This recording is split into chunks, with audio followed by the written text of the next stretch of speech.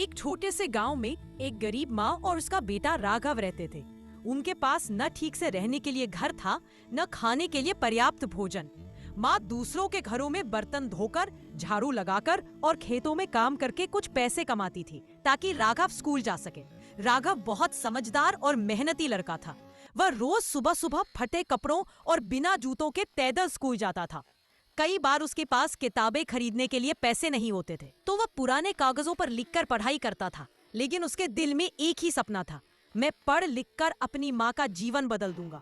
रात में जब बाकी बच्चे खेलते या सोते, राघव मिट्टी के चूल्हे की धीमी रोशनी में बैठकर पढ़ता था। कभी कभी भूखा भी सो जाता, लेकिन पढ़ाई कभी नहीं छोड़ता।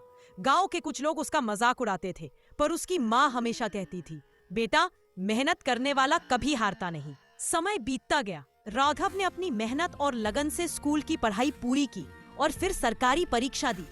जब उसका नाम पास होने वालों की सूची में आया, तो माँ की आंखों में खुशी के आंसू छलक आए।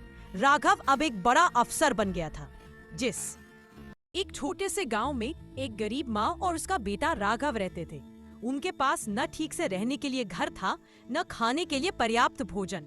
माँ दूसरों के घरों में बर्तन धोकर, झाड़ू लगाकर और खेतों में काम करके कुछ पैसे कमाती थी ताकि राघव स्कूल जा सके। राघव बहुत समझदार और मेहनती लड़का था। वह रोज सुबह सुबह फटे कपड़ों और बिना जूतों के पैदल स्कूल जाता था। कई बार उसके पास किताबें खरीदने के लिए पैसे नहीं होते थे, तो वह पुराने कागजों पर लिखकर पढ़ाई करता था। लेकिन उसके दिल में एक ही सपना था, मैं पढ़ लिखकर अपनी माँ का जीवन बदल दूंगा।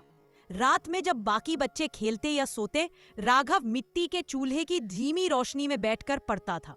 कभी कभी भूखा भी सो जाता, लेकिन पढ़ाई कभी नहीं छोड़ता। गांव के कुछ लोग उसका मजाक उड़ाते थे, पर उसकी माँ हमेशा कहती थी, बेटा, मेहनत करने वाला कभी हारता नहीं। समय बीतता गया। राघव ने अपनी मेहनत और लगन से स्कूल की पढ़ाई पूरी की और फिर सरकारी परीक्षा दी। जब उसका नाम पास होने वालों की सूची में आया, तो माँ की आंखों में खुशी के आंसू छलक आए। राघव अब एक बड़ा अफसर बन गया था।